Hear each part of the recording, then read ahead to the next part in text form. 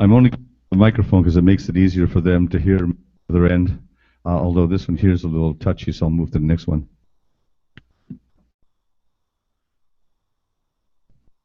There. Welcome, welcome, welcome, welcome. Important year for us, right? Federal election coming up. It's going to be a lot of fun, a lot of work to do, a lot of changes happening out there too. Everybody happy about what happened in Alberta? Yeah.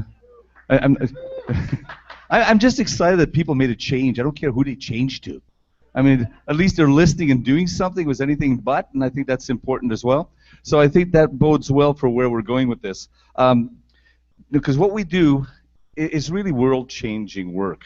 I know we look at it from our own little spot where we are in our country, in our cities, in our towns, in our groups, and we try to educate people on what we need to do and how we need to do it, and we try to get them to understand the conviction we have with what's happening out there to do something. And when something like Alberta happens, and say, well, geez, maybe some people are listening. We're just not aware they're listening. So we just have to keep doing what we do. And one of the nice things I like about Citizens Climate Lobby is that we're not against anything, we're for something. And I think when we really, really, really focus on the positive things happen. It's so easy to focus on the negative, so easy. So we focus on the positive. It's important that we sit at the table. It's important we're there when they make changes. It's important we're there in Ontario with the Premier when they're talking about anything that has to do with the environment. We need to be there. So we are not a one-trick pony. We are here for the long haul. At least I am. I hope you are as well. And I think that the fact that you showed up here at almost June, really strange time of the year to come. Great timing for this meeting, by the way, because when Parliament leaves, they're not coming back till January probably. So it's important that we be here right now and we talk to these people, and we get together this afternoon. We'll talk about strategizing as what we're going to do in each of our communities. Any questions or any comments before we begin with the formal presentation? You'll have a chance to speak. I promise you this is not all talking heads today and presentations, so you'll get a chance to speak to each other and do some planning together as well. So, do I go with first on the agenda? Presentation by Forgive Us, Father, for we know not what we do. It's a Christian call to action by Christine Penner-Pauley. She's shared this meditation on Mother's Day 2015 in 2 churches in Winnipeg. Citizens Climate Lobby has made reaching out to Christians one of our levers of creating political will. Dr. Catherine Hayhoe has been a guest speaker twice on our monthly calls. She was a keynote speaker at 2014 Canadian National Conference here in Ottawa, and she is the keynote speaker at the 2015 International Conference in Washington, D.C. later in June. As well, Lonnie Ellis from the Catholic Climate Covenant spoke on our March 25th, 2015 call.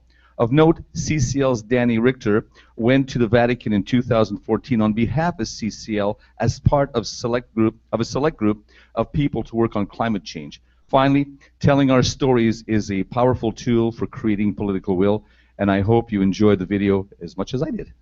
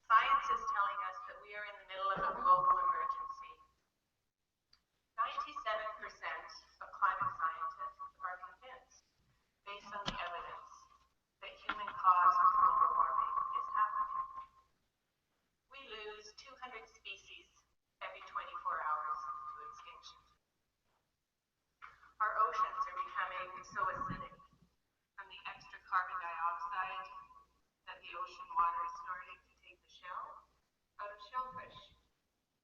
Instead of the innumerable living things, both great and small, that the psalmist described, our oceans are on the verge of turning into a sea of weeds. Extreme weather events are impacting more and more people every year. Disproportionately, global poor, because they already live on the margins and have no cushion when the rains don't come or the floods destroy their crops. But it's not just the poorest among us. The 2013 Calgary flood was the most expensive natural disaster in Canadian history, and the Toronto flood, which came shortly after, was the most expensive natural disaster in Ontario's history. So we are the first generation to feel the effects of human-caused global warming, and the last generation to be able to stop it. Yet for the most part, it remains tucked back on page 27 of the newspaper. Global warming is a problem that is very difficult for us to wrap our minds around. Our brains develop to focus on more immediate dangers. Is this tiger going to eat me? Global warming is a vague, amorphous, sort of future threat. Can't be easily felt, or seen, or even easily described. A recent study took a group of people and divided them in half. Half of the group spent some time in a room that was slightly above room temperature, not that warm, like 27 degrees. The other half was in a room temperature room, like we're in now. Afterwards, each group was asked if climate change was real. More people in the warm room said yes. Yes. So we can't rely on our own experience on this issue. We need to listen to the experts. And they are very, very alarmed. Not by climate change itself, because there are solutions and there have been solutions for over a decade, but by the general apathy of the population, sometimes even hostility, and the resulting lack of political will to act on this issue. It's interesting on Mother's Day to note that research suggests parents with young children are less likely to believe in climate change, that it's a serious threat, and less likely to talk about it. And they are significantly less likely to have an opinion on how to deal with it. If only we had an enemy we could pin climate change on. If North Korea was found to be pouring climate-altering chemicals into the air to increase frequency and severity of floods, droughts, and wildfires across North America, there would be pretty swift and decisive action. So let me help put some faces on this faceless emergency. Brenda is about my age, a young grandmother living in Fort McKay First Nation in the epicenter of the Alberta oil sands boom. There's no clean water in the community anymore. Every day, bottled water is delivered to households. On my visit to Fort McMurray a few years ago, Brenda shared with me her sadness that her grandchildren couldn't swim in the lake in front of her house anymore. If they do, they break out into rashes and sometimes open sores. Then there's my friend Mark. He lives in San Diego, and his favorite childhood memories involve eating fruit, stealing fruit off of his neighbor's trees. So for 20 years, he's been planting fruit trees in his backyard in anticipation of grandchildren who could experience eating a fruit picked fresh off the tree. One of his favorite trees produced big purple plums that when you bit into them, the juice runs down your chin and down your arm. About 4 years ago, the tree stopped producing plums. And when Mark brought in a branch to his local nursery, he was told there wasn't anything he could do. San Diego's winters aren't cold enough anymore for the tree to go through its natural cycle. It will never produce plums for Mark's grandchildren.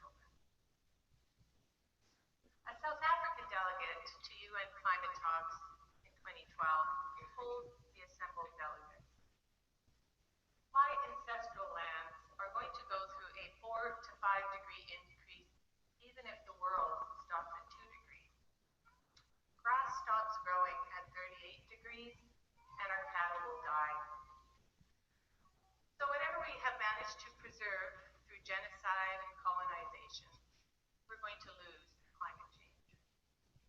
As an Indigenous person, when I lose my land, I lose my culture. I am sorry about your recession, but I'm experiencing a bit of compassion fatigue. Father, forgive us, for we know not what we do.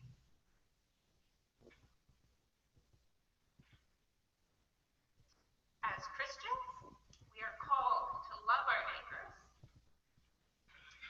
not to flood their homes and destroy their crops, but to love them. We are called to be stewards of God's magnificent creation, not to pollute it and destroy it for future generations. Because global warming is, well, a global issue, it can be overwhelming, and we can get caught in the different stages of grief: denial, anger, depression. All of those are paralyzing. I know. The final stage is acceptance linked to action. Action that is not based on our chances of success, because they're pretty daunting right now, but rather on our obligation to action. So what can one person or one church do? I'm glad you asked. Number one, break the silence. This is a global catastrophe that nobody is talking about. Resolve to speak to at least one new person every day about climate change. And remember, 97% of climate scientists are convinced, based on the evidence, that human-caused global warming is happening.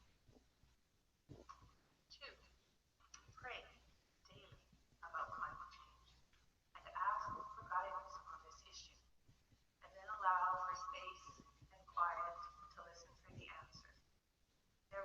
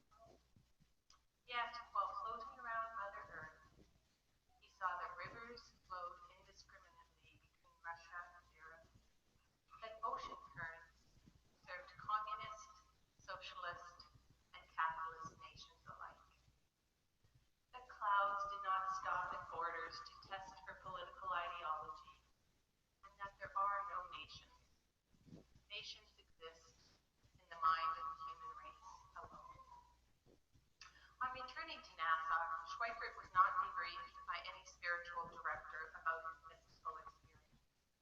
He confesses to having wandered about in a state of stupor for 6 months, bumping into walls while asking himself repeatedly this one question: why did God do this to me? Finally, he concluded, God did this through him so that others might hear the message. What message? Compassion, interdependence, shared beauty on this shining, glistening planet. The holy earth, we must take such care of it. It must take such care of us. This side of heaven, we are each of us so nearly all the other has. There is darkness all around us. Yet between us, there is just enough light to get by.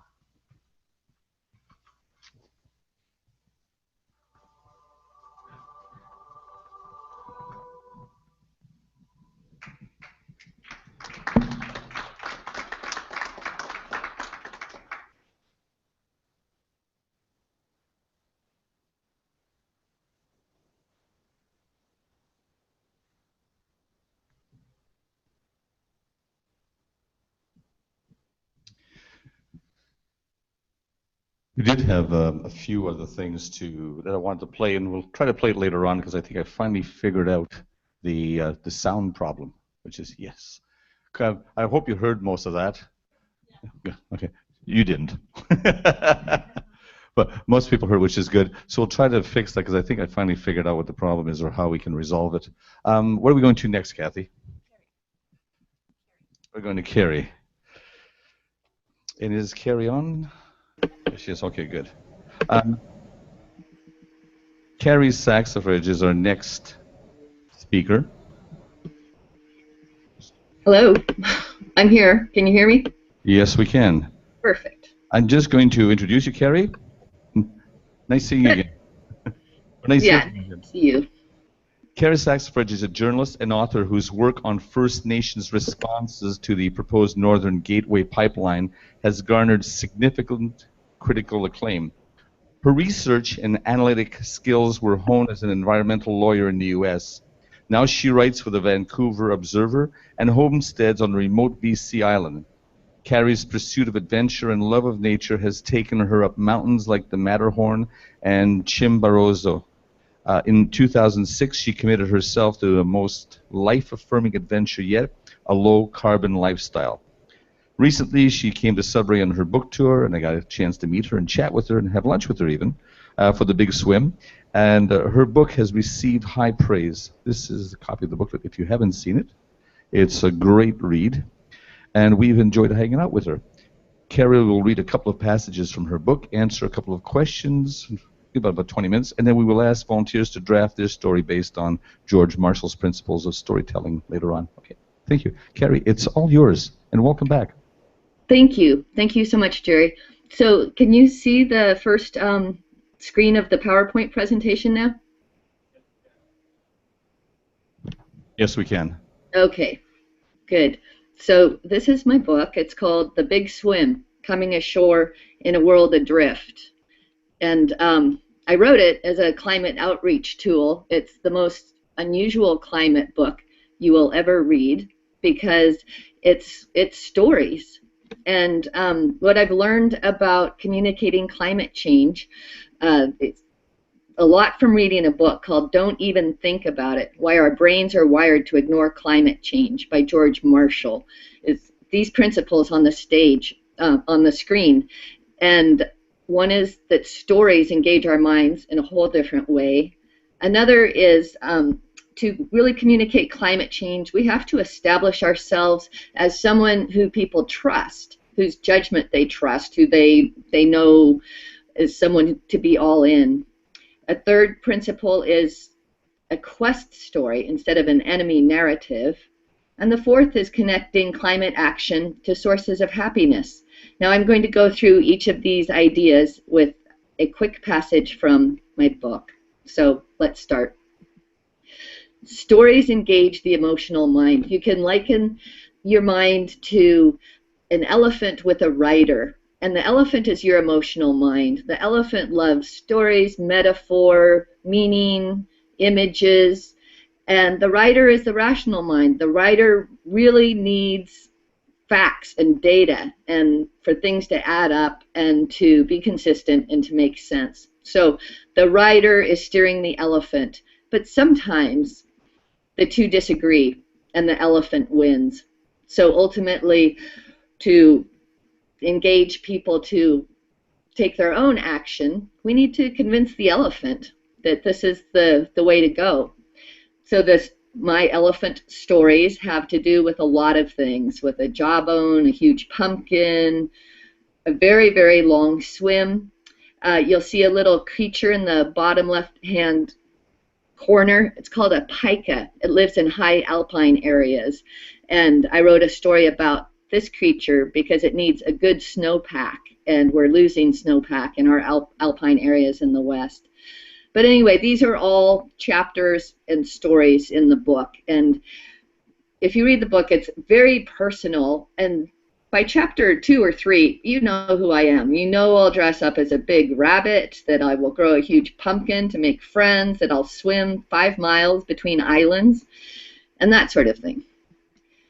So hopefully I have established your trust. And another really important aspect of establishing trust is showing, that climate change is really at the heart of things for us.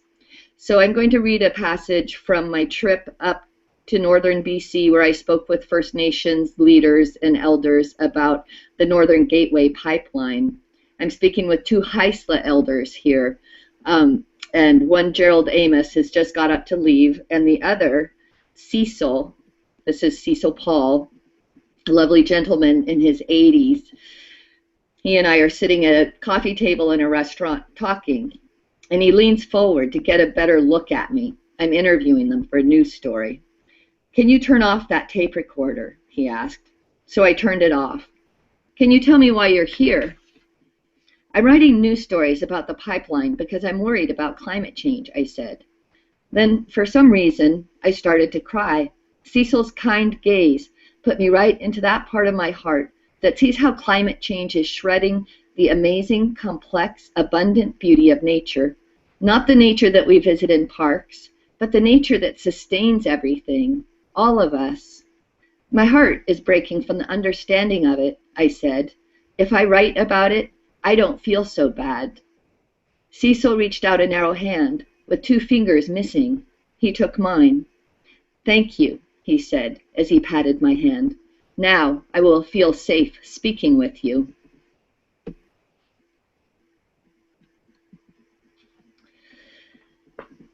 So in addition to establishing trust, establishing with people who we are and why we care so much, the form our stories take is important.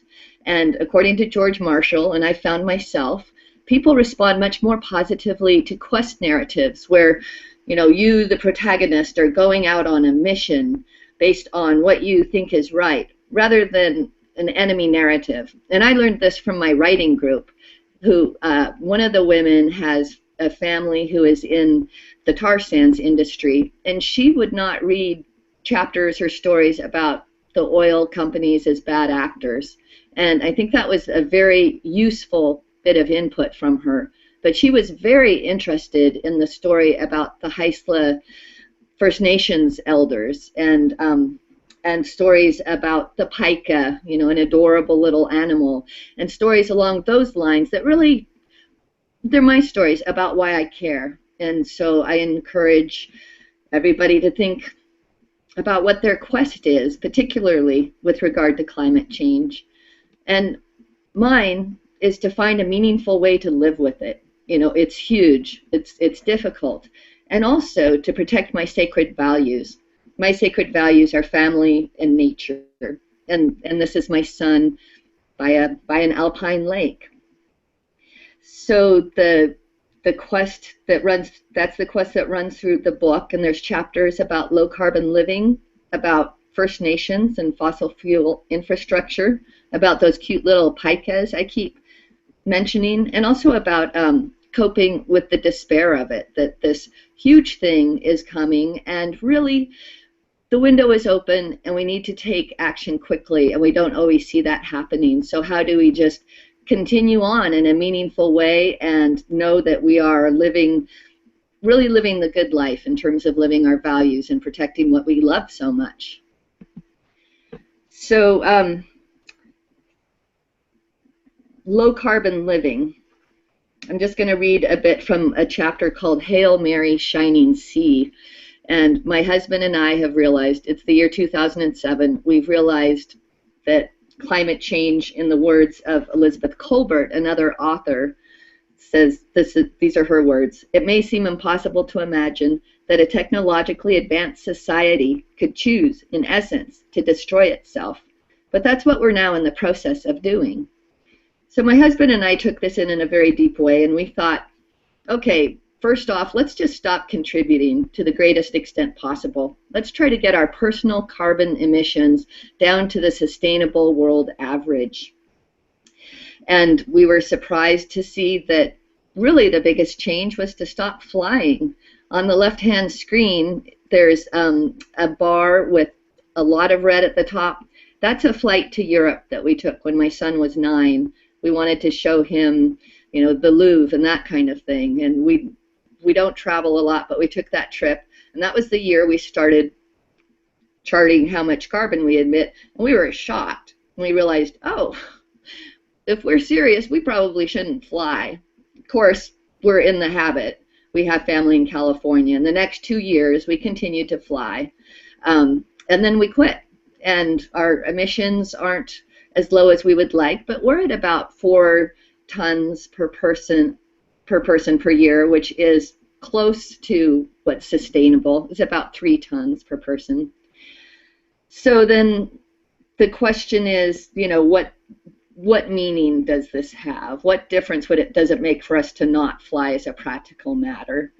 And the answer to that is that we're sending signals about how much this means to us. As a practical matter, not flying is not helpful. We're one family.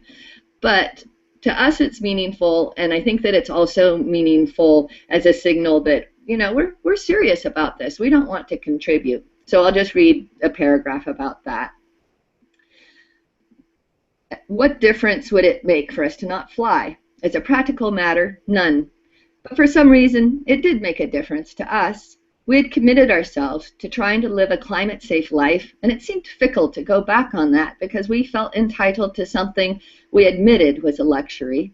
Aside from flying, existing renewable energy technology could power every part of our lifestyle.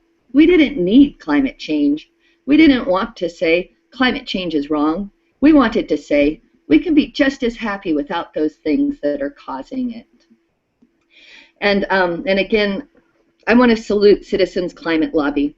The solutions are structural. We can send personal signals, but the work you're doing, in my mind, is really the work, looking for carbon pricing. That's what we need. And things like not flying can be personally meaningful, and they can send a good, strong signal. So there's a chapter with a story about how I took the bus to Mexico because I don't fly anymore. So now I'm going to just hop back to a bit about the fossil fuel infrastructure again. And this is a chapter called The Oolakan and the Snake. During the joint review panels on the Northern Gateway Pipeline, I listened to Wet'suwet'en hereditary chiefs give testimony. And this is just a taste of some of our issues here on the West Coast. Toward the back of the huge hearing room, I sat with my laptop, a stranger, taking notes. Each story pointed out fundamental differences between my culture and the Wet'suwet'ens. Hunting was subsistence for them, not recreation. Potlatches were government, not a social occasion with a random mix of food. Traditional territories tied it all together. Access to food, family ties, governance, spiritual practice, heritage and legacy, an undivided whole. The Northern Gateway pipeline would run through their farms, parliaments, churches, graveyards, schools, and across their dinner tables. It would plow through a culture that developed in pace with the rest of the living creatures of this place, with the salmon, the bears, and the giant trees. When the glaciers first receded from the area 10,000 years ago, humans and other creatures flowed over the newly naked land to thicken it with vibrant life. The descendants of these people filled the room, and they were angry. Nonetheless, the testimony had a tempered dignity. The Northern Gateway pipeline was one struggle in a string of many. Lined faces reflected hard lives. Most of the older people would have been forced into residential schools by the Canadian government. I'd heard some testimony of survivors at a reconciliation event in Vancouver. Sexual abuse, living away from one's parents, bad food, tuberculosis, beatings, being treated like nothing. But these Wet'suwet'en had made their way back to their lineage and its ongoing responsibilities. Our land is who we are, one chief said. The next day I asked Lucy Gagnon, the manager of the Maurice-Town band, to take me out to where her family hunts. She looked incredulous, then laughed. "It's 35 degrees below zero out there," she said. Instead, she parked her little car next to a giant waterfall and described how her people had netted salmon there for thousands of years. "I can't fathom a world without salmon," she said. She took me to her home and showed me her freezer full of salmon and a moose. She lifted a shrink-wrapped moose nose for me to look at, a special delicacy. Then she showed me pictures on her computer of her mother picking blueberries with her children. "She likes to make up compliments as she picks," Lucy said. "She tells them they have such beautiful eyes for blueberries." So one of the principles I mentioned is connecting happiness to climate action. And that trip up to speak with First Nations about the Northern Gateway pipeline really contributed a lot of meaning and a lot of happiness for me, because I got to learn about a very different culture, and one that I find very attractive because it really does put the health of ecosystems at the heart of it. And I got to talk to people who I otherwise wouldn't get to talk to. I think that's something we can emphasize when we speak about climate change and climate action, is how it brings us together with other people and how great that is. We're very social creatures, and one of the most important things, the psychology research suggests that one of the most important things we can do is engage with other people in action about something that's very meaningful. This contributes to our psychological happiness in a way few other things do as deeply and as strongly. For myself, just taking a really big picture has helped me a lot. In one chapter, I'm on a rafting trip down the Grand Canyon, and we're talking about deep time. And the red walls that you see there are hundreds of millions of years. And it's really something to be moving down water and looking at these walls that represent the lives of so many creatures through such a vast amount of time. I'm talking with a friend of mine by the river. We're talking about our friend Christian, who's a paleontologist from Germany, and we're talking about hope versus despair in climate change. And Christian would shake his head at my longing for hope and Annie's search for ethical meaning. He thinks we're doomed and hope is irrational, but it doesn't bother him. Christian thinks that no matter how this ride will end up, it is absolutely sensational to have been given a ticket at all, I said. But I wonder about that.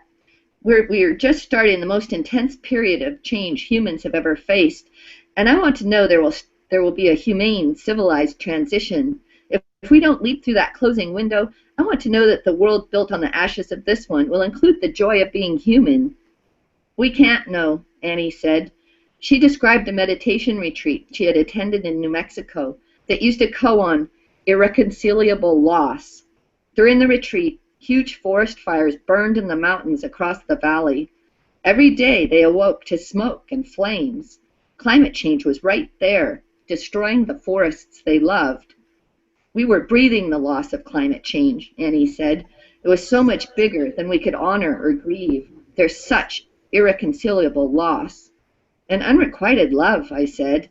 I love the earth so much as it is now, and I want to hold on to it, but I can't. We left the creek and wandered up a stony ridge to a plateau where plants grew around a central rock. Banana yuccas, waxy blossoms drooped from the central spikes with surprising luxuriance for such a dry place. Purple-flowered prickly pears circled the yucca, and yellow-flowered brittlebush grew further out from the boulder in a wavy ring. It seemed designed by relationships, a mesh of invisible agreements that gave each plant a place to thrive. And I'm not sure of my time, but I think that I'll end reading there and just go back and review the ideas that I hope when you sit down to write, you'll think and try to apply best you can. I'll go out of order here. I think the first thing is to establish trust, to really reveal who you are and why you care so much. And the second one, of course, is to tell a story and to really put it in elephant language. Use images and metaphors and humor. People love to laugh. It creates a whole new level of openness. So if you have any humorous bits in there, include them. And the quest, we're all involved in trying to make the world a safe place for our children and for all of the incredible creatures that have evolved even longer than us. There's such an immense diversity. We're so lucky. And to really put it in terms of our mission to protect what we love. And then happiness, of course. People are much more likely to take action that they think is going to make them happy. And so it's important to write about how climate action is actually a source of happiness for us. It makes us proud to be who we are. And it really gives us a lot of personal meaning as individuals. I draw your attention to the book at the bottom again, Don't Even Think About It, by George Marshall. If you're interested in this kind of thing, buy that book. And if you're not a storyteller and you have people you know who don't know why you are so engaged in this issue, or maybe you just want inspiration yourself, I really encourage you to buy my book because I basically wrote it for you. This is a climate outreach tool. It's a book you can give to people who aren't into climate change, and they'll enjoy it. They'll laugh, they'll cry, they'll relate to at least some of the stories in it, and they'll come away with a few more climate facts and also ideas about how at least one person copes with them and acts on them. So here's my hope for you guys, that we all tell stories that create a new social norm. Humans are so deeply social. We will do what we think the group is doing. That's how we're wired. So we're changing in the social norm. We're creating a new social norm with our stories. We're speaking freely, without judgment, and without despair about how climate change hurts our sacred values, what we most love, and how climate action enriches our lives. And that's it. I would love to answer questions, or I hand it back to you, Kathy and Jerry. Thank you. Could, during the question and answer period, please, absolutely applaud. Thank you. Carrie, if you wouldn't mind turning off your screen sharing during the question and answer period, that would be appreciated. Good. Thank you. Questions, anyone?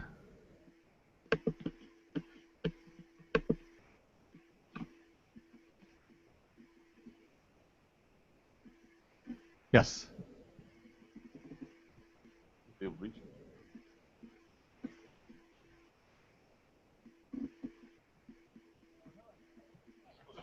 It's okay.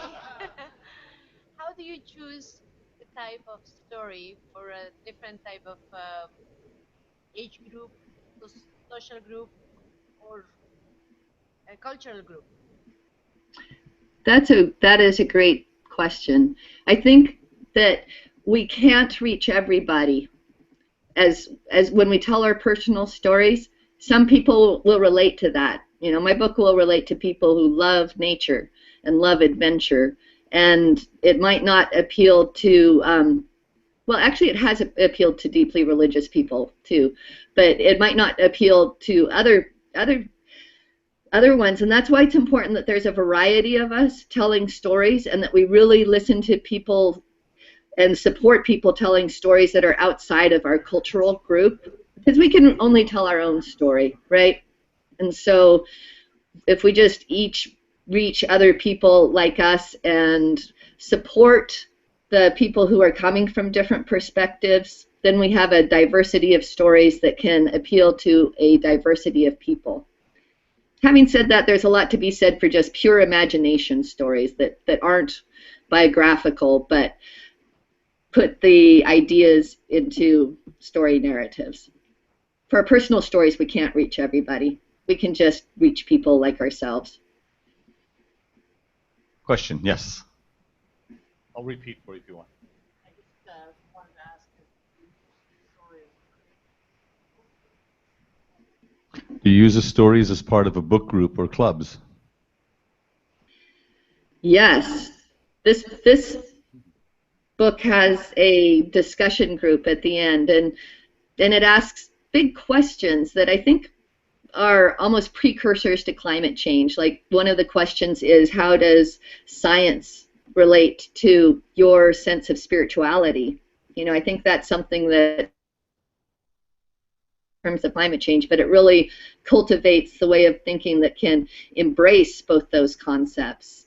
And another question is about First Nations culture. How practical is their approach, both in the long term and the short term?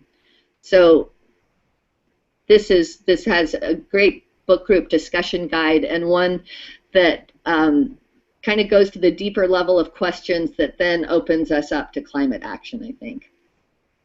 Thank you. Question? Other questions?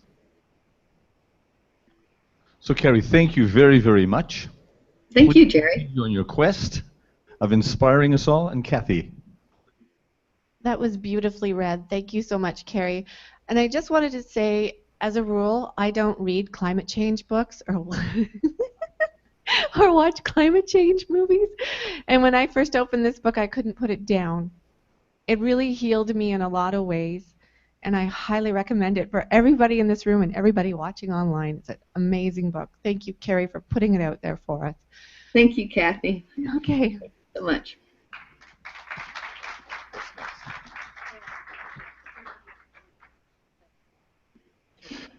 We're going to take a couple of minutes just to get Erin online, and then we'll be right back, okay? In the meantime, I'm going to try to fix the sound system here for us.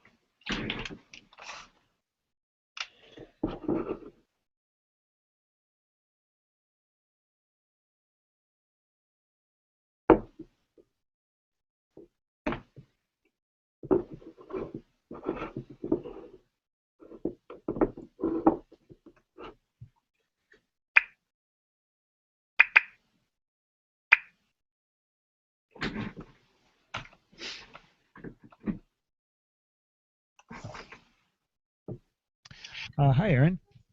Hi, is that Yannick? Yes, it is. We're still on break here, but we'll be back from break soon. Now that we see your face up on the big screen. Okay. Okay. Yeah, Jerry's coming up to handle it.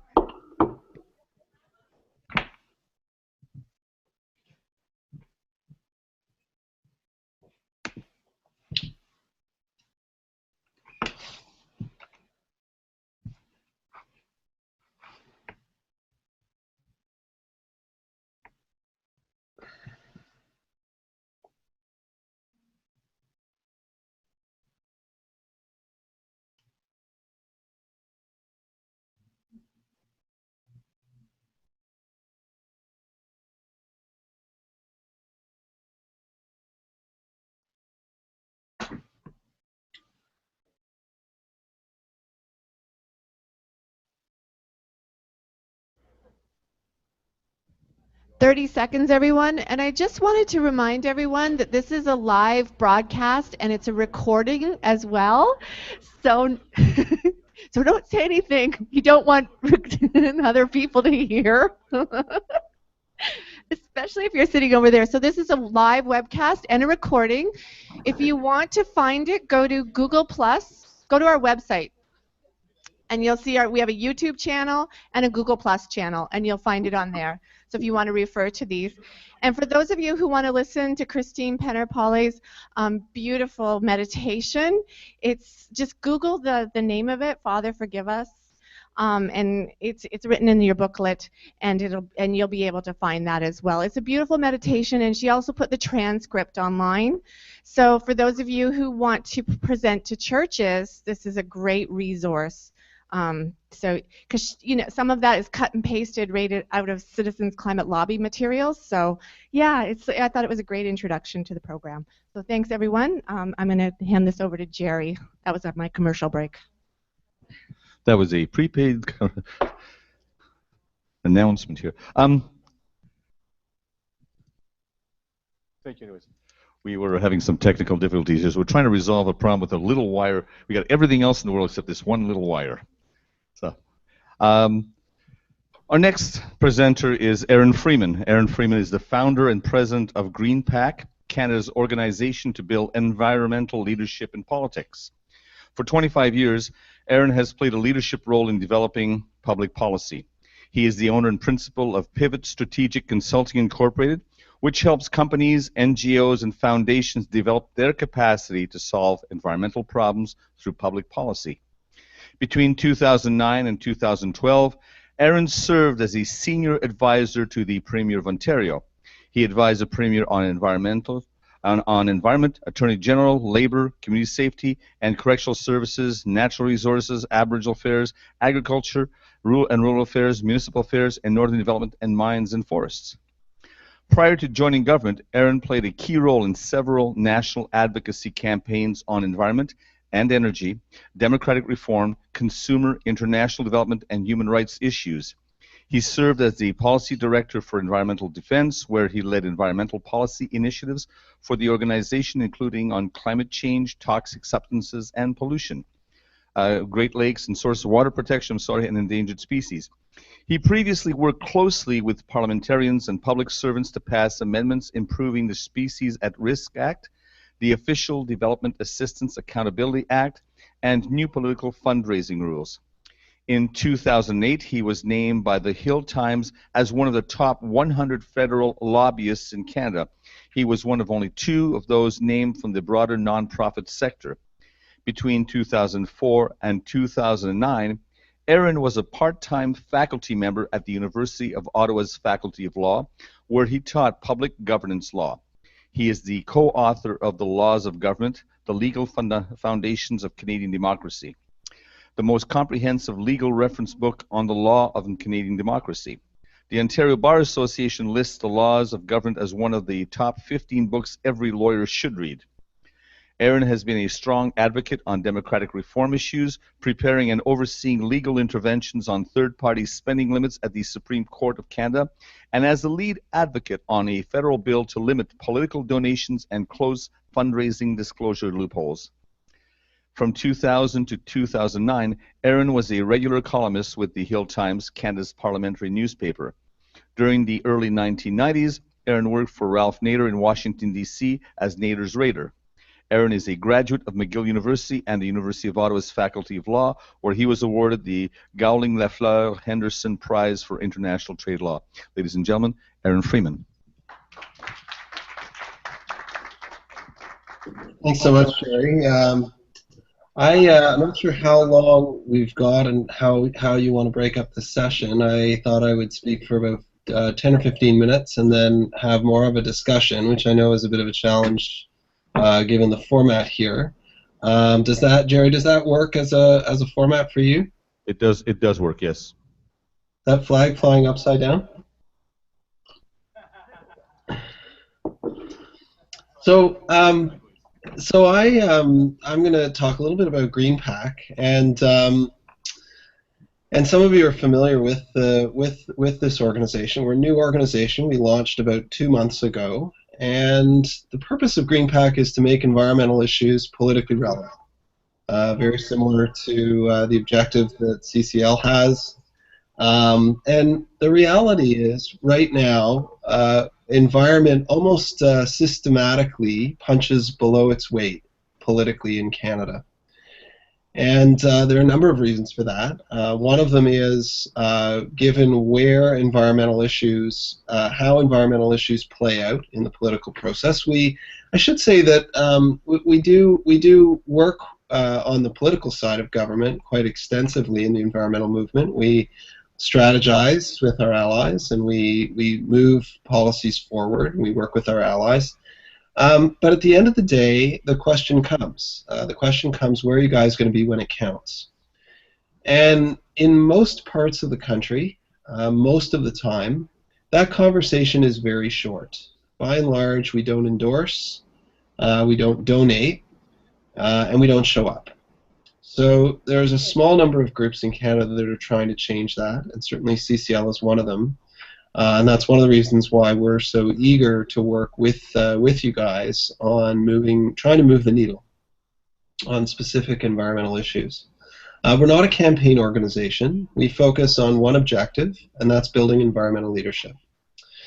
So my own background, you've heard it from Jerry.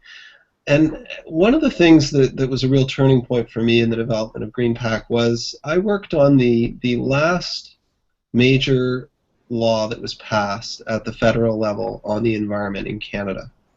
So that law was the Species at Risk Act, and it was passed in 2002. So it's been 13 years since we've had a major law on the environment at the federal level in Canada. And if you think that's part of some global trend, the interesting thing about what happened in 2002 is when we did pass that law, we were distraught. We were obviously over the moon. We had passed this legislation, but we were looking at how far Canada had fallen internationally on the environment. And if you go 10 years back to 1992 at the Earth Summit in Rio, we were heroes. Canada, if you talk to anyone who was involved in international environmental issues at that time, they'll tell you that Canada was hands down the leader in the world on environmental issues. And there were a whole list of very impressive accomplishments that Canada had achieved or took part in, from the Acid Rain Protocol, to which turned around the issue of acid rain, to the Montreal Protocol, which solved the problem of the ozone layer, the global problem of the ozone layer, to many other environmental issues that we're working through at that time. One of them was the biodiversity protocol. So at the Earth Summit in Rio, Canada was the first industrialized country to sign the biodiversity protocol to protect endangered species worldwide. And it was an impressive accomplishment, particularly because industrialized countries weren't going to sign it. And in particular, the United States had already signaled that they weren't going to sign it. And it was a personal intervention from our Prime Minister, Brian Mulroney, to George Bush Sr. that got the Americans not only to reverse that position, but to sign it in Rio. And that led to a flood of industrialized countries signing the protocol, and it saved the agreement. So fast forward 10 years to 2002 when we passed SARA, and it did take us 10 years to pass that law. That's a story in and of itself. But we looked at the international rankings of how environment was performing next to OECD countries, and now these rankings come out every year. And back then they showed that we were no longer at the top. We were no longer we were in the middle of the pack. We were mediocre. And we couldn't believe how far we had fallen as a country, and we wondered where that leadership went. Well, of course, if you fast forward another 10 years to 2012 to today, so in the last 3 years, in all of those OECD rankings, we're in the bottom 3. And in the last ranking that came out in the spring of last year, we were at the bottom. We were 27th out of 27 industrialized countries. So something's happened in Canada that has led to a shift that isn't taking place in other parts of the world, where we don't have the leadership that we once had. And this has been true through the highs and lows of public opinion in the last 2 decades or so. Of how environment ranks in terms of priority for Canadians. So we do need to build we need to work on public opinion. We need to work with businesses. We need to do all of those things. But if we don't have the leadership in place politically, then that public sentiment doesn't get translated into action. And we've seen that time and time again. So the way that GreenPAC works is we aim to recruit, nominate, elect, and support green environmental champions wanting to run for office. We're trying to change the conversation. We're trying to change the conversation that happens between the sector and government. We're trying to change the conversation that happens between a leader once they're elected and their own leader's office, the leader of their party. And we're trying to change the conversation that begins with the question, would you ever consider running for office? And right now, there are far too many people, high-quality people, who should be running for office, that when we ask them that question, they say no. So how does GreenPAC work? Well, we start with an independent expert panel. Panelists have no ties to any political party, current or former ties. They're not on the payroll of any environmental organization, and they're leaders in their fields. And we have very good representation within the panel of issues and regions and so on. So the panel does the assessment of the candidates who are running for office, and they do the endorsement. They endorse a short list of candidates. We're not trying to endorse candidates in every riding. It's in this election, we will probably it'll probably be somewhere between 12 and 20 candidates, and they do the endorsement. We back that up with a sophisticated communications and media strategy. It's tailored to the national level, and it's also tailored to the local level where the candidate is running. If all we did was that and nothing else, we'd be way further ahead. At least if you're someone who cares about the environment, you know who to support. We give you a very clear choice, and we endorse at least one candidate from every major party. We're not in the business of trying to change which party you vote for. We will give you choices no matter what your partisan stripe. So if all we did was that, we'd be further ahead, but we take it to another level. The second part of GreenPAC is, if you're that person who cares about the environment and wants to see a stronger voice for the environment in politics, you go to the GreenPAC website. GreenPAC asks you to make a modest financial pledge to an environmental champion running in the next election. You can also contribute volunteer hours. And the site keeps a tally, and then quite importantly, we get organizations that have large active member lists, and we get individuals who have active social media presences to get the word out on their lists, and to make commitments that they will aggressively promote the endorsed candidates, and getting people to make that pledge to support those candidates. So when I initially started out, I've been kicking around the environmental movement for a little while, and I was expecting everyone to get quite proprietary about sharing, promoting things to their lists. It actually hasn't happened. We've actually had an enormous response from the environmental community on this initiative. They all see they all see the potential here for two reasons. One is they can't do it themselves, and the second is they recognize that this is what opens up the political space for them to move the needle on their own issues. So we now have commitments from organizations with lists totaling over 800,000 people, and we're quite confident that that will be over 1 million in time for the next federal election. That doesn't include the social media people that we have commitments from as well. So we're now in a position to direct significant resources once this process starts to candidates, and that's for the first time. I mentioned that one of the conversations that we want to change is the conversation between an elected representative and their leader's office.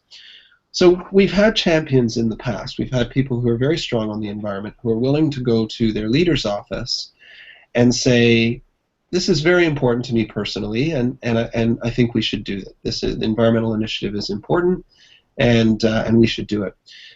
We've never had a credible conversation in Canada where a representative has gone to their federal leader and said, we have to do this. I don't get elected without this.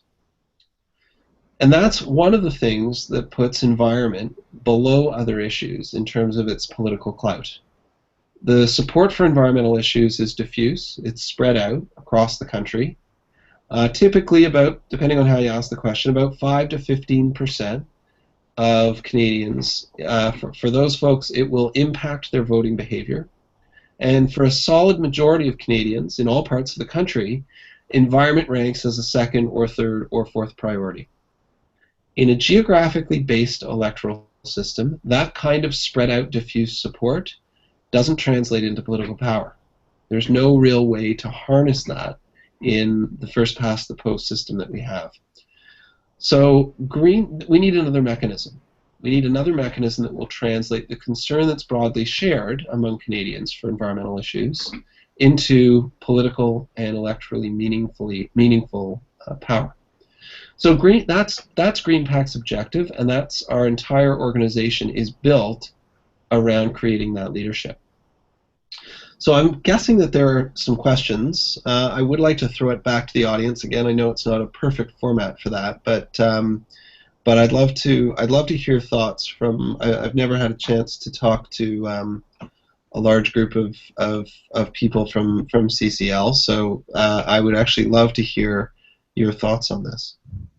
I'm going to have people come up to the microphone, Aaron. Thank you very, very much. That was great. I'll have people come up to the microphone. Thank you. Ask their questions. You have a question, Sharon. I absolutely do. Thank you very much. Yeah, Sharon Howarth, and I'm from Toronto. And I have heard about your campaign, and it was really endorsed by somebody quite knowledgeable in Toronto, and I like the sounds of it. Now, Lead Now have a what am I doing? Okay. Sorry. You have a lovely profile. So Now has a campaign, and they're focused on swing or split vote ridings, and it's only those ridings and only some of those ridings across the country where they're going in and they're collecting a community in that split vote riding or swing riding of people that want to stop Harper. So it is a campaign based on the goal is to defeat Harper. That's clear. I spoke to a Green Peace person a couple of nights ago, and they are looking at a campaign which is very interesting, close to yours. I think that they are. and it has to do with voting your values, which is, it sounds like what you're doing, going in and asking people to vote for, let's say, if they care about the environment, or if they care about climate change, to vote that. And the few ridings that you mentioned that you were going to be going into, again, are they split vote ridings or swing ridings, and are they going to be defeating the purpose of the Lead Now campaign?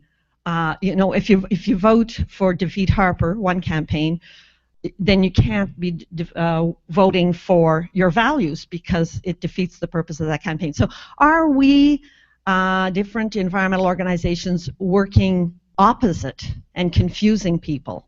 I hope that's clear. Is that clear enough, Aaron? Absolutely. That's a great question, Sharon. So Lead Now and Greenpeace are two partner organizations of ours that we work quite closely with, and I, at a personal level, I think that a lot of the work that they're doing is excellent. It is very different than our approach, but I think quite complementary. We are not a partisan. We don't have a partisan lens that we're applying to this. We are nonpartisan or cross-partisan. In the sense that we're not out to try and change. We're actually not a voting initiative at all. We will try to move the vote in a particular riding if there is an environmental champion that we've endorsed in that riding. It's conceivable that one or two of our ridings might overlap with one or two of Lead Now's ridings, and we'd have to sort that out. But our focus really is on electing environmental champions who will move the needle on environmental issues within their parties, whichever party they are a member of. And one of the reasons for that is, there are lots of people who are driven to defeat Harper in this election, and I get the strategy.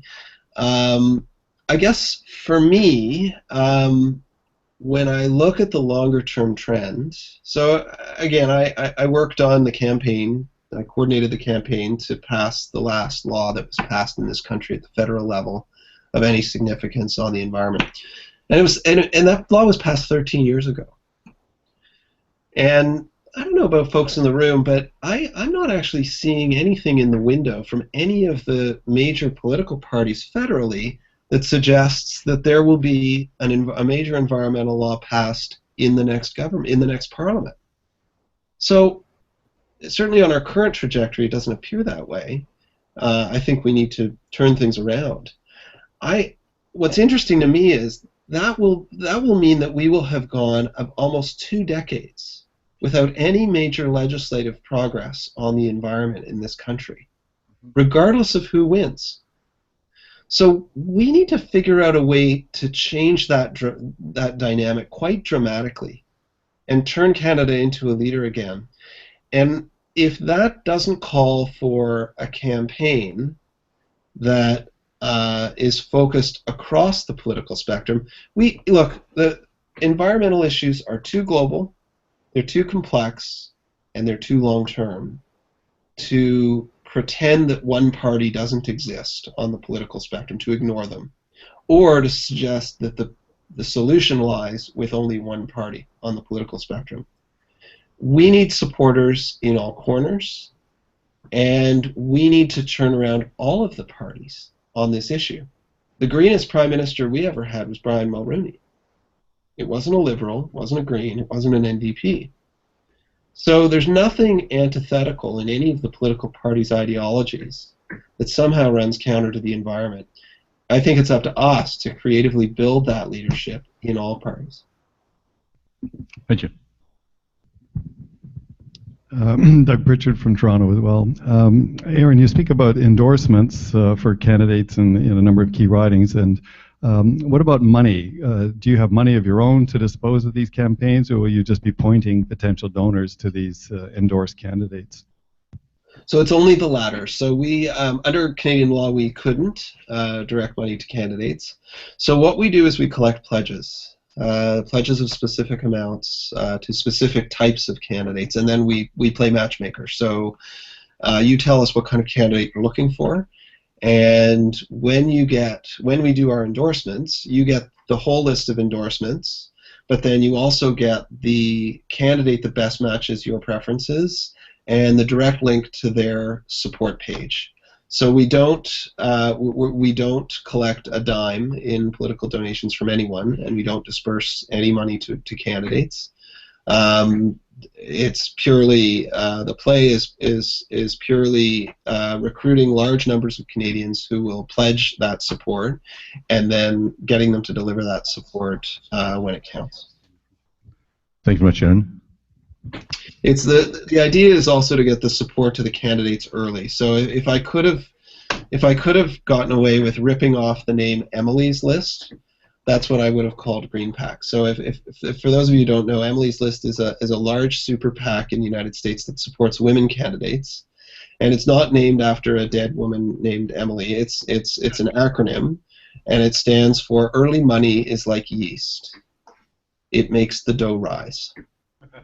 So it's the same idea. We want to get a significant chunk of financial resources to these candidates. Typically, environmental candidates are on an unlevel playing field. They're usually up against candidates who are better funded and better connected, and we want to try and level that playing field by getting them on average about 20% of what they can spend during the election period, and we want to get that to them up front. Hi, Sharon. You might have answered this question, and what I'd like to know is that how are you choosing the ridings that you're going into? And I just want to make it clear that I'm not tied into any campaign, but I hate to see environmental organizations working against each other and confusing the public. So how are you choosing your ridings, and are they strictly in these split vote, or are they any of them in the split vote swing ridings? Thanks. So the expert panel chooses, they don't choose ridings, they choose candidates, and it's purely based on their environmental merit. So they're looking for two, I shouldn't say purely, they're looking for two criteria when they are doing the candidate search. The first is you've got to be a leader. So that means we don't actually care all that much whether you can check all the right boxes in a survey or what your platform says. We're actually looking at what you've accomplished. We're looking at what you've been able to achieve, either as an elected representative or in the private sector or in the nonprofit sector. And we're really looking for people who are effective. We want people who can hit the ground running once they're elected. They're not going to spend 2 years looking for the bathrooms in center block. They can actually get things done. So that's the first criteria. The second criteria is you have to have a shot at winning. We're in the business of endorsing people who can get elected and making a difference to put them over the top. So those are the two criteria that we're using. We don't put a strategic lens, so we don't look at swing ridings at that level, at the level of the expert panel. The expert panel is only doing their work based on their expertise, which is the environment. But we do put the lens on in another element of the organization. So when you sign up for Green PAC, we're going to ask you some questions. We're going to ask you what you care about. So do you care about climate change? Do you care about toxics? Do you care about wilderness protection? Do you care about poverty? Do you care about gender equality? We'll have a very comprehensive list. We want a very good sense of where our supporters are coming from because we're starting a conversation with them. So the second question that we ask them is, what is environmental leadership to you? So do you want to endorse a candidate who's from a particular region, who's from a particular political party, or is in a strategic race? And that last criteria is where we put the strategic lens on. Because that's the criteria that says, for the person who checks that box, what they're saying is, I want my donation dollar to go as far as possible. I want my donation dollar to go to a candidate that needs it most. And that might be a candidate who's in a part of the country where it's extremely difficult to raise funds. It might be a candidate who is in a race to defeat someone who's terrible on the environment. Or it might be a candidate who's in a really tight race, or a riding where vote splitting might be an issue. So it's a delicate balance. If two environmental champions are running against each other in a riding, the panel is wrestling with how to deal with that. The only thing they've said so far is they won't endorse two candidates in one riding. So that's, I don't know if that fully answers your question. It's certainly with those strategic voters, those strategic supporters, we will be coordinating very closely with other environmental organizations who are active in the election, and that's why we work so closely with Lead Now and with other organizations who are promoting GreenPAC, but also dovetailing on strategy. Ron Moore from Healdsburg, Ontario. You mentioned that there hasn't been an environmental law established for quite some time. However, it seems to me that Mr. Harper, through his omnibus bills, have done a very good job of trashing a lot of environmental law that was already in place. So that was a comment. A question I have is, I hear what you're saying, that there are a number of issues in the environment that need attention, but do you have any focus on some environmental law that people could pull towards in getting established in Canada? That's probably a question I should ask you folks. So GreenPAC is we're not an issue campaign organization. We will certainly partner with organizations that have those legislative initiatives and want to take them forward. I mean, I mentioned that we're in the business of recruiting, nominating, electing, and supporting environmental champions across the political spectrum. So we'll be very eager to partner with organizations who can help us do that. We're obviously right now really focused on getting those champions elected, but once they get elected, we're going to need to equip them with everything that they need to move the needle on the environment once they take their seats in Parliament. So and we also have strategies for implementing this at a provincial and municipal level as well. So we may work with parliamentarians and leaders on moving environmental issues forward, but there's lots of very capable organizations who have the capacity to do that, and we're not going to be the group that really spearheads a lot of those issue-based campaigns. We're really there to support those campaigns and to create the political space for them to move things forward. Okay. Hi. Hi. So my name is Katerina Lindman. I'm from Kitchener-Waterloo, and I know your organization is cross-partisan, but if someone runs as a Green candidate, aren't they by definition passionate about the environment? I don't know. I mean, I think that no, I think that there are lots of Green candidates who are excellent champions for the environment, and certainly if they meet the two criteria that the expert panel is going to be looking at. So if they've accomplished a great deal on the environment, and if they have a chance at winning, they would be in line for endorsements, and I would anticipate that we would be endorsing Green Party candidates. But I don't think that the Greens can do it alone. I don't think that any one party can do it alone. And if they can, it's only for a very brief window of time. Because if you've got every other opposition party beating the crap out of you for doing the right thing on the environment, we're not going to get very far. So I think that the Green Party, I think we will probably support those candidates. I'm guessing. I can't presuppose what the panel will do, but I just, from our perspective, we can't pretend that the other parties don't exist, because the problems that we're facing and the political solutions to those problems are too complicated and too long term to put all our eggs in that basket.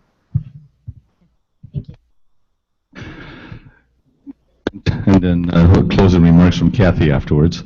Oh, two more questions? Oh, two more questions. Okay. Come on up. Just a short story before the next question comes up. I ran federally about 7 or 8 years ago, and I ran for the Conservative Party of Canada. And during the elections, I was interviewed by CBC, and we'd been told, do not let CBC ever interview you. And I said, BS, CBC keeps this country together for me. And so I did the interview, and during the interview, I was asked about my environmental record because they said, you've done this with your house, you drive this, you do this, you do this, you're very environmentally conscious, and you're also very artistically conscious, and your party is neither. What are you doing with the Conservative Party? My answer was basically that, well, we need to have people who have a passion for something to go into the party to help educate the others. And because I'd just come back from a caucus meeting, and I was sitting around a table with 12 other people, and I couldn't believe what they were saying about the environment. They knew absolutely nothing. So, of course, I was. They put a gag order on me. I was not allowed to speak to the media for the rest of the election, which was kind of interesting. And my campaign manager was told that if I did win, because chances were pretty good then, that I would never see the light of day. I would sit in the nosebleed section in the Commons and never be heard from again. So that's what we're up against, obviously, which is a lot of fun. So just a little. But I do believe it. And one of the things that I really, really liked is that we are a nonpartisan organization. And the fact that you are not endorsing one party to me is very important as well. You're going after people. We should elect people, not parties.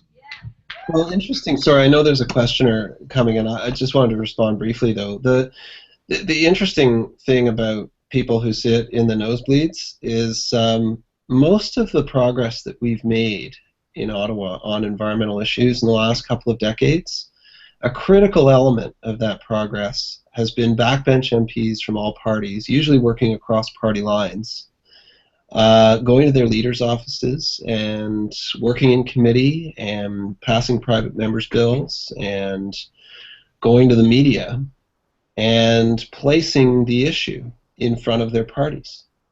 And I can run you through, that was certainly the case on Sarah. I mean, in Sarah, it was a really obvious case where you actually had backbench MPs voting against their leaders' offices, voting against their government. And you had people doing similarly in the other parties. But CEPA and the changes that were made to the Canadian Environmental Protection Act in 1999, that was the case there. Banning of toxic chemicals in the Conservatives' first mandate was done with the help of backbench MPs talking to their leaders' offices, passing private members' bills. So I mean, I can run you through example where those people in the fourth row have made all the difference on environmental issues. My name is Mike Albars, Ottawa. Hi, Mike. How you been? Pretty good. It's not a specific question per se, in that I get where you're coming from in the whole strategy, but at the same time, if we look at the history of politics around any sort of progressive issues, the actual change often tends to come very much in the sort of way that we just saw with the Alberta election, what seems out of left field to everyone. Whereas necessarily the kind of thing you're trying to do kind of works with the assumption that you're not going to see that seismic shift, or to what extent can you try and make sure that you're in touch with it? Because I think this is a very critical aspect of change in politics, but one that's almost impossible to plan for. So how do you account for that in your own strategies and how you're going to go about GreenPAC? If you could just speak to that. It's a great question, and we get it from all corners, including from the parties themselves. I mean, the NDPers tell me, you never would have anticipated Orange Crush, and the Green Party has sort of a similar narrative around their positioning and so on. So it is a really important question, and the short answer to your question of how we deal with it is as best as we can. And I'm not going to pretend that we have all the answers or that we can plan for and anticipate all of the different contingencies and outcomes that might happen in a particular election. So we can't predict that. All we can do is the best we can. All we can do is adjust our strategy as these developments happen. Keep some of our strength in reserve so that as developments happen and momentum starts to shift during an election campaign, we have the ability to respond. And understand too that we're going to get it wrong.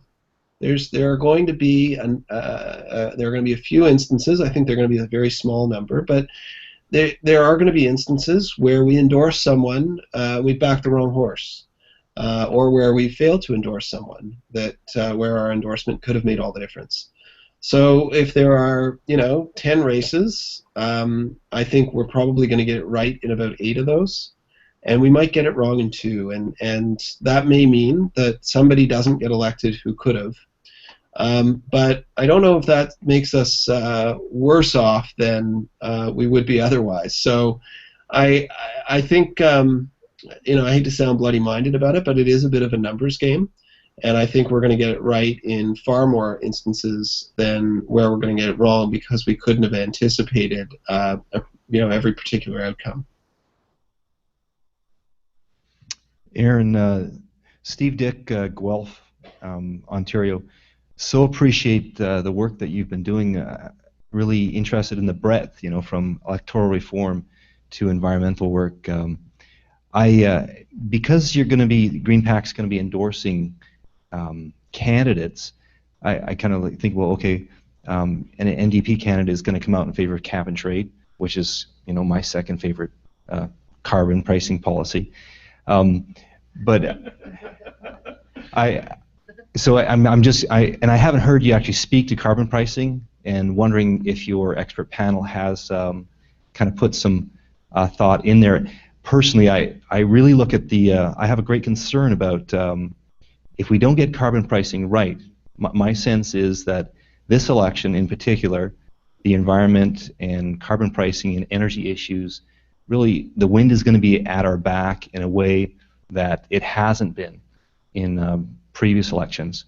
So I think it's really important that that we don't end up with a carbon pricing policy that results in an austerity measure for low-income people, and I really see cap and trade having that impact, and I want to bring that forward. So that was my one question, just around carbon pricing, and the other one was how are you fed? Is this your part-time volunteer work, or what makes you keep moving? And the other one was I really want to get behind what you're doing and suggestions how I can connect and make it bigger. Great. Thanks for the question, Steve. So we don't have a position on what type of carbon pricing mechanism we would advocate for. We're generally not a campaign organization, so we're not going to be making those types of decisions. We're going to be focused at a high level on environmental leadership and getting leaders elected who can move things forward on the environment. So I know CCL has a particular idea of what type of carbon pricing mechanism is ideal. I have my own personal views. Everybody does. I would say that carbon pricing is so central to the environmental agenda that we don't have a formal position on it, but certainly in our social media and the ways that we've been getting the word out there and the views of our expert panelists, we've been clearly in favor under those mediums. We've been clearly in favor of carbon pricing, but we don't get into the intricacies of positions on individual environmental issues. Certainly we'd be looking to find champions who do get into the weeds on those issues. Certainly our expert panel has lots of depth on all of those issues. They're all leaders in their fields in these areas. But that's not something that we get into directly. So we have a full-time staff person. We wouldn't have pulled the trigger on this election campaign if we didn't have that. who will be on board through the election campaign. I donate all of my time to this project. I run a company that that assists organizations, institutions, companies, and industry associations on environmental issues, on moving the needle on environmental policy, and that basically affords me to donate half of my time to GreenPAC. And then we have a board in place and an advisory board that donates significant amounts of their time to building the organization and building what we need to make the difference we want to make in this election. Our board, each member of our board donates 3 hours a week, which is a pretty significant time commitment to the organization, 3 hours minimum. And we have a lot of people who donate services and significant amounts of their time in various ways.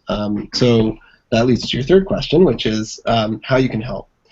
We are funded entirely through small and mid-level donations. It's very easy to donate to GreenPAC. It's on our website, greenpac.ca. There's a donate page on that site. Our new site is going up this week, but you can still donate on the current site. And we've raised all of our resources through small and mid-level donors. Those also include house parties, house events in people's homes, where they invite people over, and we go and talk to folks about GreenPAC. We have conversations a lot like the one we're having now. We usually do it in person, and that is very important for us to raise money, but also to increase our outreach and our buzz.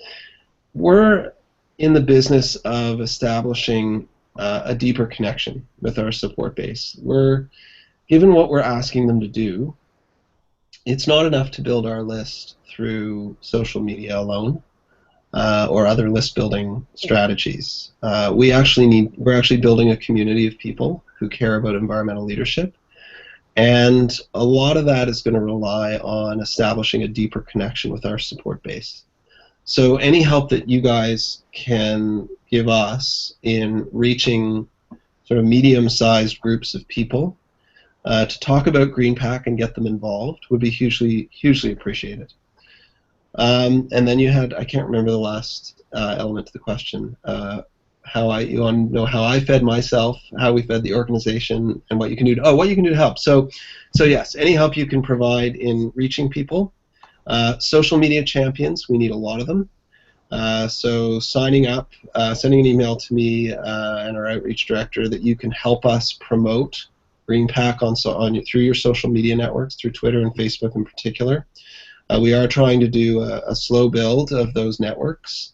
So any help that you can provide in getting our message out, we can provide you with things that you can post and repost and retweet, but it's actually dead simple, right? You take an issue that you care about, you talk about that issue, and then you say, and this is why we need to build environmental leadership in Canada. And there's one organization in Canada that does that, and that's GreenPAC.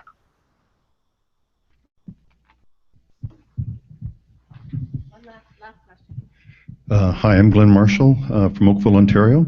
I have 2 questions. May I ask 2 questions? Sure. My first question is, I'm very troubled by the leadership in the Conservative Party of Canada. I love your strategy of being cross-partisan. I think that's actually critical in a democracy. But it is, at least my perception, that the current leader is, I think, risk of using overly strong language, aggressively hostile towards the environmental community. So I'm wondering how you would respond to somebody who is concerned that in good conscience an environmentally sensitive person can't support, unfortunately, the Conservative Party of Canada today, given their current direction and recent history. That would be my first question. And my second question is something that's concerned me in the environmental movement is that we seem to be so scattered. And if and it does seem, at least certainly to this group here, that the carbon pollution is a head and shoulders more serious issue and more pressing and urgent issue than other environmental issues, and would it be a prudent strategy in the short term to focus on that, get a carbon pricing policy that's effective in place, and then leverage sustainability onto that? Thank you. So your two questions, so I don't forget them, are about the Conservatives, these particular Conservatives, and about whether we should prioritize carbon pricing. Okay. That's correct. So on the Conservative side, I hear where you're coming from. We're not out to change the way you vote, the party at least that you're voting for. So whatever party you support, we're going to give you choices. And I think that that's important. I don't want to leave it there. I mean, I think that's important because however you feel about the current government and the Conservative Party and the current leadership there, I would struggle to figure out how if we're thinking in the medium term and the long term about how we turn Canada around on the environment. It's hard for me to imagine that happening without trying to build leadership in all parties, including the Conservative Party. If we leave them out of the picture and we pretend that they don't exist, they'll still have a very strong voice in our political system, regardless of the outcome of the next election. And at some point, there's a reasonable chance that they'll come back to power if they don't come to power in the next parliament. So at some point, sooner or later, we need a mechanism to turn that party and other parties around on the environment. And and they've been there in the past, and it wasn't that long ago that they were there. Even in this government's first mandate, they were very strong on environmental issues, not on climate, but this government regulated toxic chemicals in ways that other governments refused to. This government set aside more areas for land protection than any other government in Canadian history. So I know we don't see it on climate, but we do see it we have seen it on other issues, and in the more distant past, we've seen it across the board. So if I always come at it from the question of how do we turn things around, and it's hard for me to plot a critical path to turning things around in Canada that pretends that we can ignore the Conservative Party and just focus on other parties.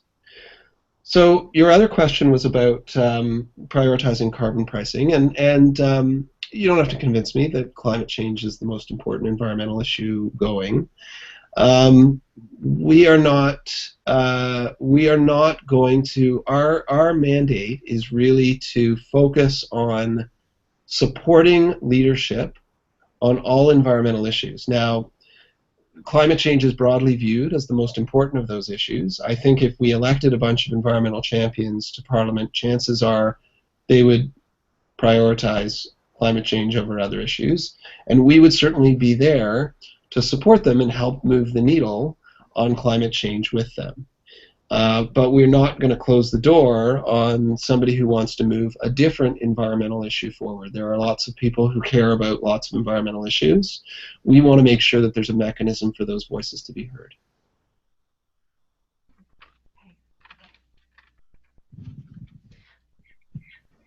Thank you, Aaron. This is Kathy Orlando. This is what I look like. I'm blonde this time. Okay, so about being partisan and nonpartisan. It's okay. Why is there feedback? Oh, sorry. Okay. Oh, this is very confusing, but I'm just going to let it go.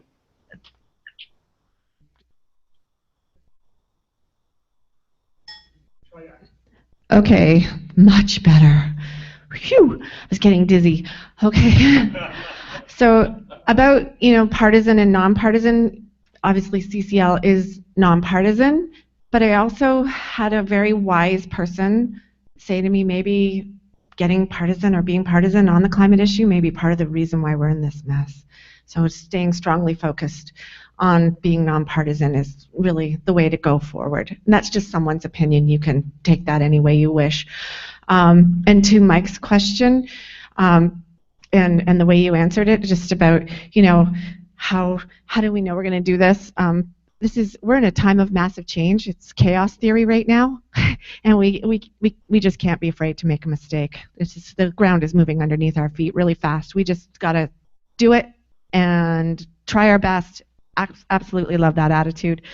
I'd like to do a shout out to Maureen Millage at CCL Vancouver for introducing me to you.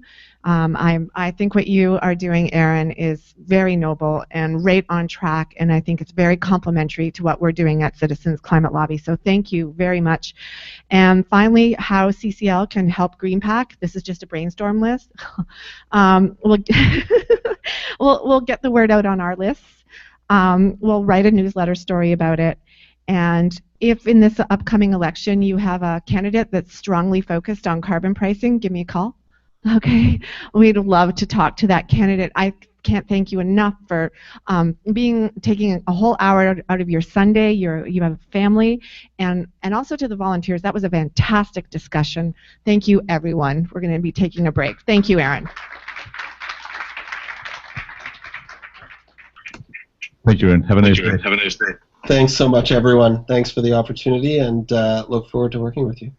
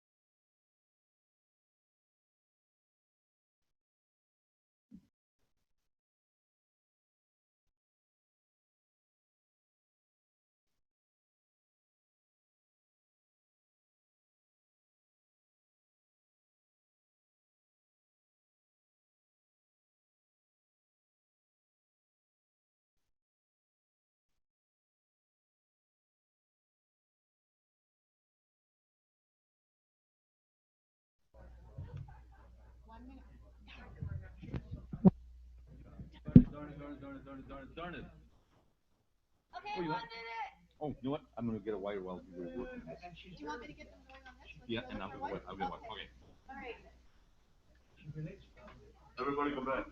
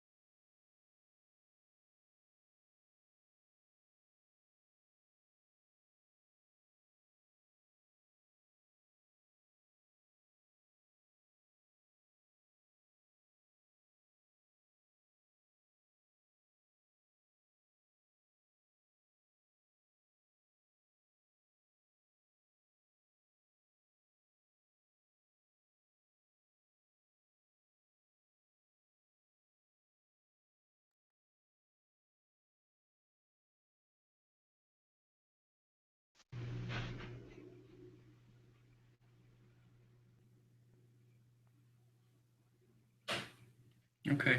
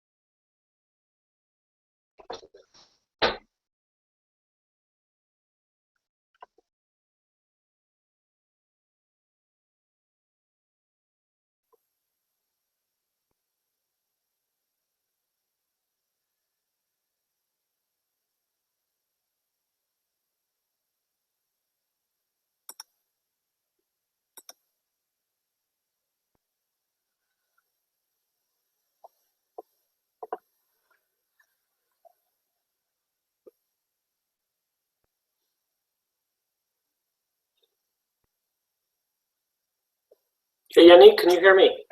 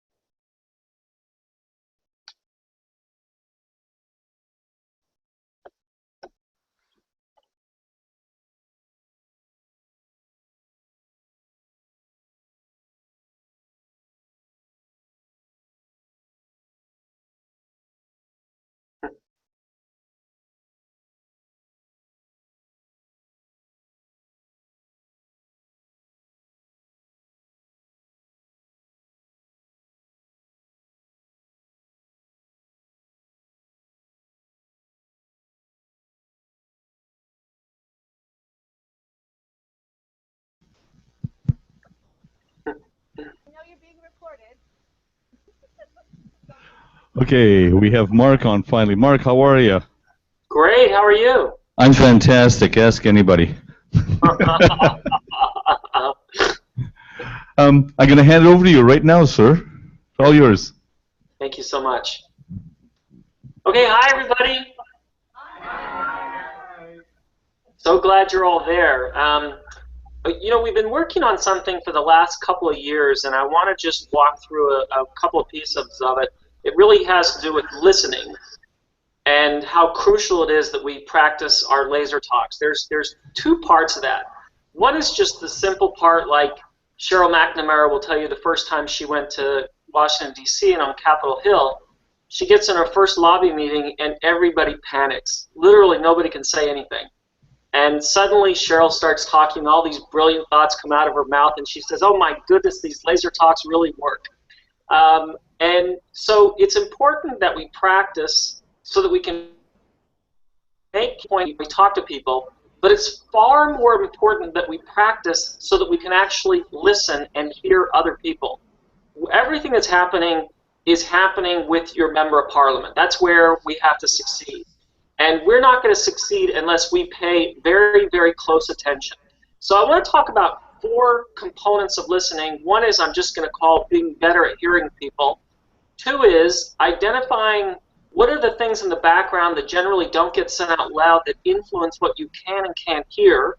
The 3rd is, does how you listen matter? And the answer to that is yes. And the 4th is, what is always fundamentally happening to anybody before you talk to them that if you don't pay attention to has a very good chance of us not being successful with them. So let's just start with the first one, which is the, hey, let's try and listen a little better. And particularly in lobbying situations, we're all excited and we want to make our points. But I want to mention one member of Congress that lives really close to me. His name's Duncan Hunter. He is a Marine. Hi. See everybody now. That's great. He's a Marine, and his dad is a Marine. And we've been briefing him and his dad for 6 years. So we've probably been there 10 times. And because we know Duncan Hunter's a Marine, and his dad was a Marine, and they were both members of Congress, we have been briefing them on the relationship between national security and global warming. Now that makes sense, right? A couple people nod your head so I can see that makes sense. Okay, good. So we've been doing that and doing it and doing it. We thought we'd done a really good job and really impressed him and everything. But the last time we went to his office, we asked his aide, what was the single most important issue for Duncan Hunter with respect to global warming? Knew he would say, he told us the most important thing for Duncan Hunter was agriculture.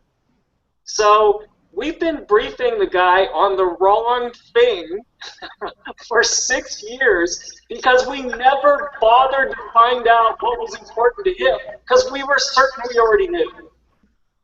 Now I want to talk about the other side of that. Ellie Sparks, one of our staffers, has been meeting with the Virginia Farm Bureau. And she just had her 6th meeting with them, and every single meeting she had with them, she talked about carbon fee and dividend.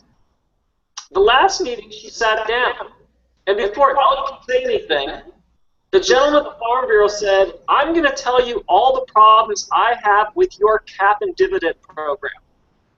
So now, she's been briefing him 5 times up until then, talking about fee and dividend, and he's hearing something different than what she's saying. So one piece of listening I just want to talk to, and I think it would be always healthy for us to start from the perspective that we're probably not as good at listeners as we think we are. You know, I was running a sales organization about 10 years ago, and I got an email from someone who said, you should always check in occasionally and see how good you are at listening. And I thought that was a really great idea for everybody else. So I forwarded an email to all the people I thought that would be important to. And then I was cleaning out my inbox and saw the email, and I thought, you know, I should check in a little bit and see how good I am at listening. I observed myself over a very long scientific study, which is about a half day, and noticed in many conversations with other companies when I was trying to sell them a product, there wasn't one time where I let anybody else finish another sentence. So I had always had this theory that I'm this great listener, but when I checked in, it just wasn't true. So one piece of this we want to talk about is simply just the, hey, maybe we're not hearing things as well as we should. Maybe we should check in to make sure people are hearing what we're saying also. But there's a second piece of listening that really is at least as impactful, and it generally doesn't have to do with what people say out loud, but the assumptions are there before anybody ever opens their mouth. I think most people know that I spent a lot of time working with organizations trying to improve productivity, and there's all kinds of things about work that people don't say out loud, but have a dramatic impact on how people work. So for instance, there was a home where they were doing a construction project by my house where I'd walk the dog every day, and there was a guy who would get there early, and he'd sit in his car and get ready to go to work, and I'd walk by sometimes, and I'd say, how you doing? And he'd say, it's Monday. Now when people say it's Monday, they say it's Monday because everybody knows that work stinks. And then sometimes I'd see him on Fridays, and I'd say, how you doing? And he'd say, it's Friday. Like, oh my God, this almost. A lot of the work we did with organizations was simply convincing people that being at work could be more meaningful for them than just showing up and getting a paycheck. And if you can imagine people getting more meaning, more benefit out of work, the quality of their work actually improved. Okay, so how does that apply to you and I? How that applies to you and I is there's a lot of assumptions we have about people who are liberals or conservatives or NDPs or climate advocates that we don't necessarily say out loud, but they influence what we can hear. So I'll give you a really simple example. There's a lot of, in the US, liberals in the organization, but there's a lot of conservatives. And I know liberals who say Republicans don't care about poor people. That's their fundamental belief. They don't walk into the meeting when we sit down with that member, but they have a fundamental belief Republicans don't care about poor people.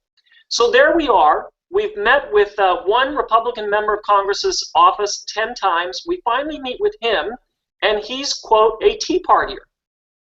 The only questions he asks is, what impact would carbon fee dividend have on poor people? Now, I think if you don't challenge your own fundamental beliefs about NDP, conservatives, liberals, there's sometimes you wouldn't even hear what they say because you don't think, in this case, that a Tea Partier would be concerned about it. So one of the things that I'm asking you to do is just question the general assumptions that you have about members of the NDP, liberals, or conservatives, because we don't want to talk to a party entity, we want to talk to a person. Okay, either shake your head up and down or back and forth saying I'm either making sense or I'm not. Okay, at least 2 people, 3, making sense to 4 people, this is awesome. Okay, all right, so then we want to get into one other piece of listening, and that is, does it matter the way you listen? And if you've been at some of the other conferences that we've done, you know we've done this exercise where we have people share something they're really excited about, and then we have the person who's listening listen in a particular way. And the 2 ways we have them listen is, one is I'm going to call generous listening, and that is, the person shares something they're excited about, and you determine before they even open their mouth that you're going to be blown away by what they say. And then we have them share the exact same thing. And the second time we have them share what I call stingy listening. Stingy listening is the kind, if any of you have ever had a teenager in your life, it's how they listen about everything. It's just that you're the most irrelevant person saying anything. And we find when we do the exercise, it completely changes the person who's speaking. So another level of listening we want to be interested in is are we listening in a way that gives the person we're speaking to the greatest possibility to show up as someone that we could work with? Okay, then I want to get to the last one, because this is always there at the bottom, and it's where you and I cause the most mischief and do the most damage in our meetings with members of Parliament often. And that is, what is fundamental to every single person you're ever going to talk to is they always want to be right and they don't ever want to be wrong. That's true for everybody. That's just something that every situation you and I go into, one of the things we're always on guard for is having to be right and avoiding being wrong. Now, here's where we cause mischief with that. Sometimes you and I are meeting with members of Parliament, and they say, well, I'm not so sure that the science is settled. Okay, well, you've heard someone say something like that, right? a lot of us are inclined at that point to say, well, you know, 97% of climate scientists are convinced, based on the evidence, that man-made global warming is happening. Now, that statement is technically correct, isn't it? But if you end up being right about that, the person who expressed skepticism has to be what? Wrong. And nobody wants to be wrong. So I'm not saying that you should ignore the science issue. It's, can we construct arguments where they don't have to be wrong for both of us to succeed?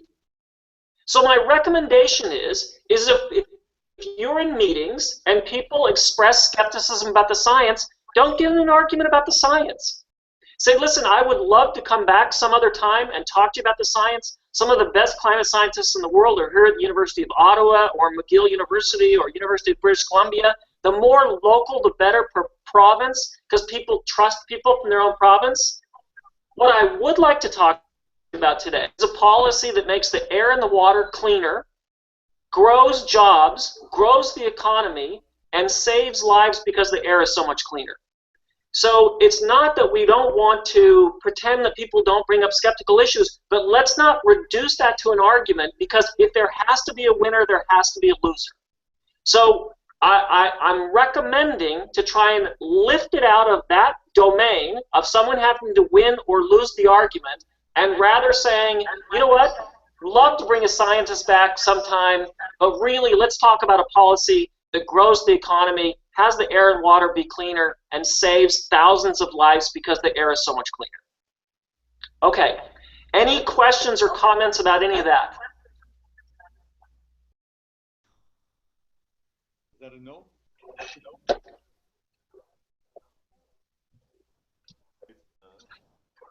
It's kind of interesting, Mark, because we've been talking a lot about that in the last few minutes. Do you have a question or comment? Okay. We've been talking about nonpartisanship and basically trying to find the good in everyone, and we've been working on that for the last half hour or so. Almost an hour. So your timing is impeccable. It's unbelievable. It's just like synchronicity, if that exists. See? Kathy, question, comment? Thank you, Mark, for everything. If it wasn't for what you guys are all doing. Is there any last questions or comments for Mark? Thank you. Thanks, Mark. Okay, We're going to knock it out of the park. Woo! All right. Said, all right. All right. I hope you had fun golfing this morning. See you in Washington. We love you. Okay, love you guys too. See you in a few weeks. Yeah. Bye. Bye.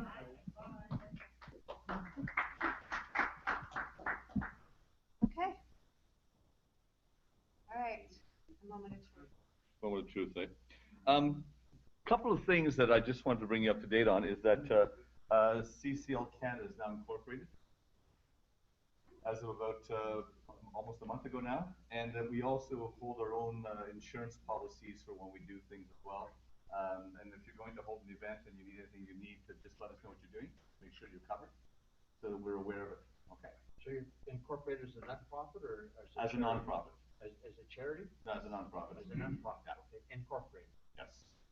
Will CCL be registering as a third-party lobbyist for the election?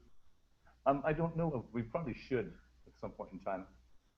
I don't know about that. Can we discuss that strategy at a later point? Well, I think the reason is that if you're going to meet with politicians During the election process, yeah. Well, no, at any time, I believe. No, if you're meeting with somebody in the riding, that politician, then you don't need to be registered. But if you're meeting with somebody outside of the riding, then you need to be registered. Yeah. Do you want this discussion to be broadcast? What? Do you want this discussion to be broadcast? No. Okay, should I be muting this? Yeah, I think, yeah. You gotta tell me these things.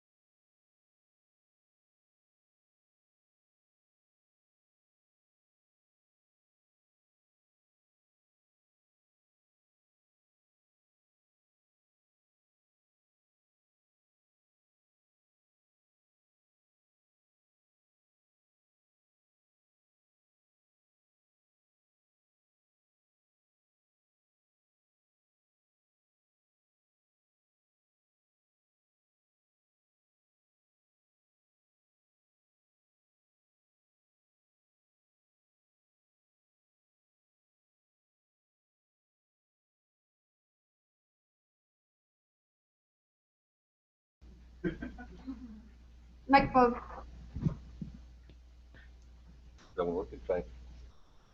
I'd like to thank everybody for being here today. The delay. On screen, but it is unmuted. Okay, I'd like to thank everybody for being here today and for coming to Ottawa again to lobby for carbon fee and dividend and for our children's future and for the next generation. I'd like to thank Yannick for doing this yet again.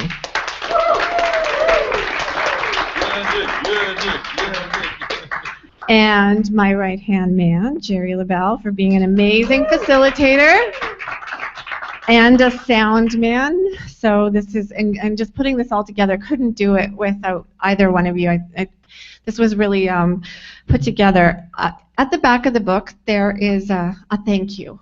And I just listed the top things that came to my mind when I said it. But when I look around the room right now, I see, and I know I missed so much. So much has happened since we last met.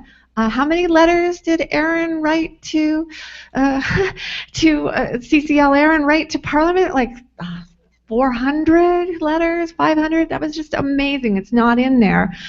There are so many things I'm missing. Penny, thanks for letting people sleep at your place all the time. That is so nice of you. Okay, Val, just those meetings that you're having with Mr. Richter, and that's just amazing. Waterloo, the great editorial you got in there. Anita, thanks for spamming Sun Media. Woohoo! That was a really good. Guelph, congratulations on your candidate. Yeah, a nice candidate you got to. That's going to up the level of conversation in the next election. Because we just went through that in Sudbury. We had a Green Party candidate who could speak eloquently about the climate issue. So it forced the other candidates to get up their game. Yeah. Yeah, it was David Robinson. David Robinson ran in our riding. So yeah, it was a lot of fun. And he's also running federally. And I think I should just share one last strategy that you should do and everybody should do. Okay, so in the upcoming election, there's going to be town halls. You may choose to do your own, or you may choose to piggyback on some others. In the last provincial election, surprise, surprise, carbon pricing question was asked at the Older Adults Center by the older adults. Surprise, surprise, at the Sudbury Chamber of Commerce. A carbon pricing question was asked at the Sudbury Chamber of Commerce. Okay, and we didn't have enough time to put together a meeting to have all the candidates, answer a whole series of questions, but we got all the candidates. We had a meeting, but we didn't have a big, huge town hall. We just had a really small event. Yeah. Oh no, that was for the provincial election. I mean the municipal, but for the provincial election, yeah, for the provincial election, we just focused in on climate change for the provincial election because we had a by-election in January, and we didn't have time to pull together a whole town hall. But what we did was we got 2 answers from the candidates. How serious is climate change to you? Expand on it. And secondly, what is your carbon pricing policy of choice? So we got political answers, but at least it got the conversation going. It was really lovely. So think about how you're going to get the candidates to give answers to you in this upcoming election. And we're lucky it's a fixed election date, so you can start planning now. It's Monday, October 19th. So that's my last bit of advice. We're going to rock it the next 3 days here in Ottawa. Just you wait. A lot happens that we don't even know is happening. Most of the universe is like black, dark matter. There's a lot more going on behind the scenes, and we are the snowflakes. Just keep making those snowflakes, everybody. We're going to win. We're going to win. There's no choice. Thanks for being here. Thanks for all your help. Thank you, Jerry. Thank you, Yannick. Couldn't have done it without you.